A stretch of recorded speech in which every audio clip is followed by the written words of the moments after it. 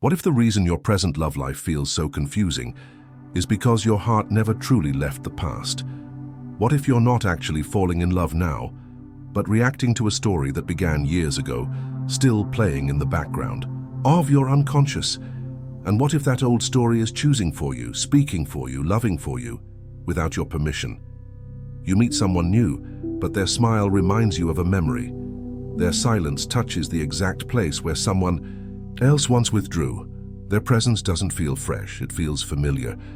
You call it chemistry, destiny, a soul connection, but what if it's just recognition? What if you're not falling in love, you're falling into pattern? Carl Jung taught that the past doesn't simply vanish.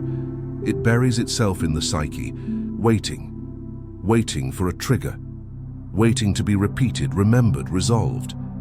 And so you project your longing onto new faces, unaware that your heart is still tethered to someone who left long ago, but never fully let go of you.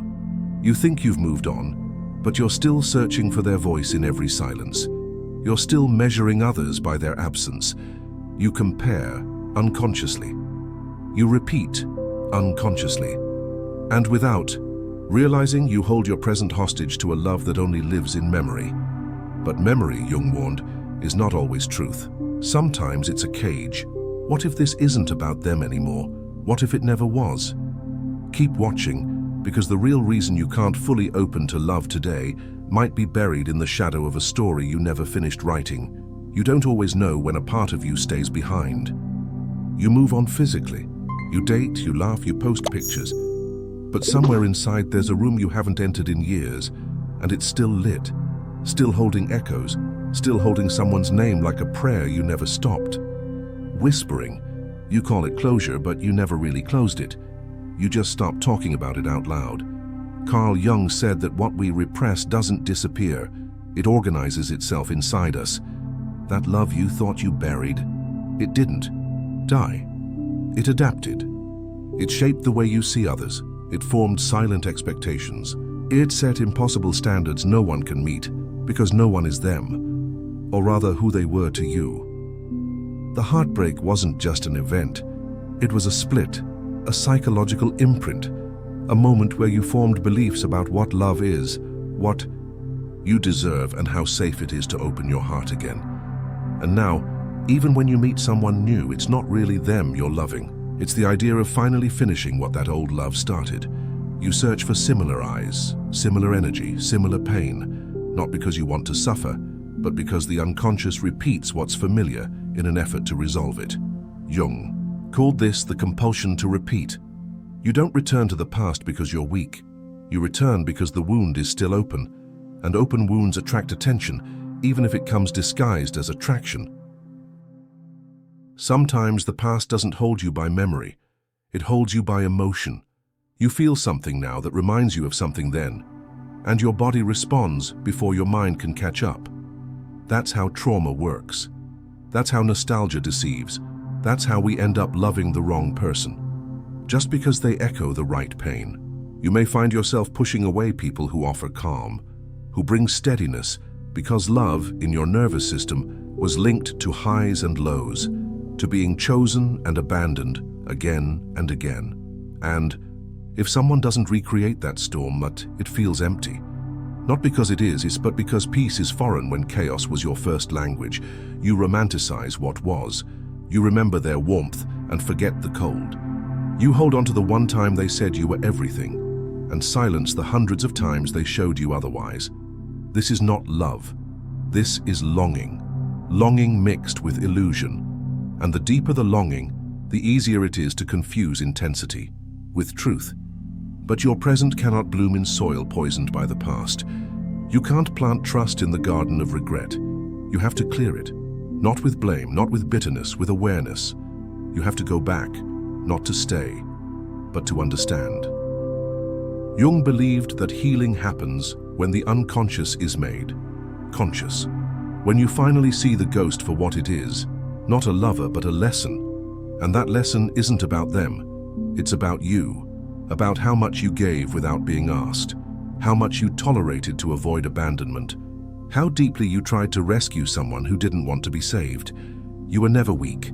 You were wired to seek love in familiar pain, But now, you are unwiring, untangling, remembering that your past is not your prophecy.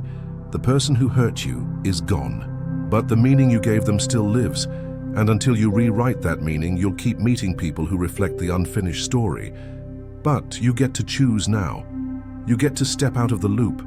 You get to say, that chapter is over, and in that choice you set yourself free, not from them, but from the part of you that still believed they were the only one who could love you. And maybe now, something is shifting. Not because the past changed, but because you finally stopped asking it to. You no longer need answers from someone who couldn't give you presence.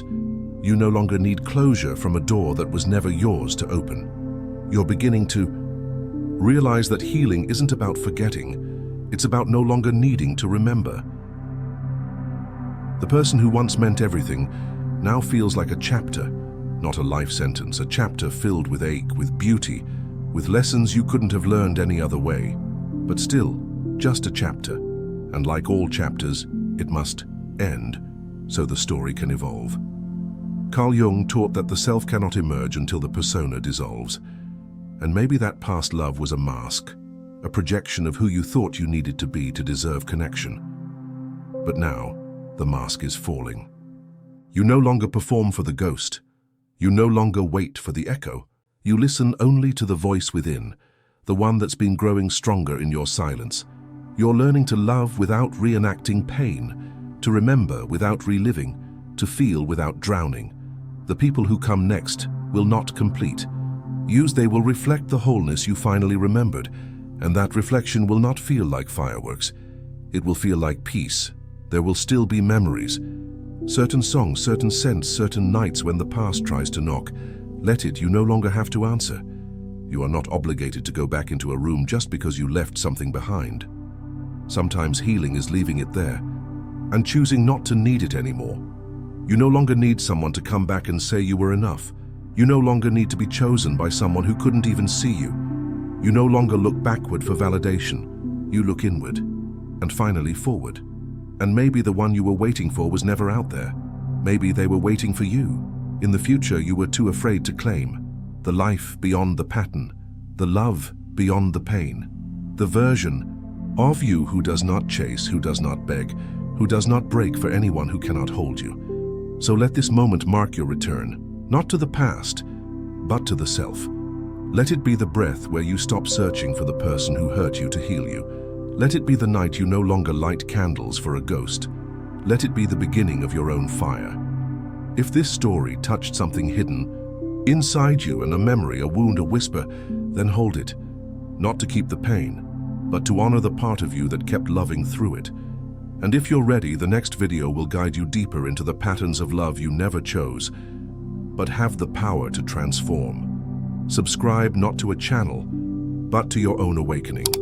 Share this with the version of you who once waited by a phone that never rang. Comment not to respond, but to release and return, because healing has no finish line, only deeper doors.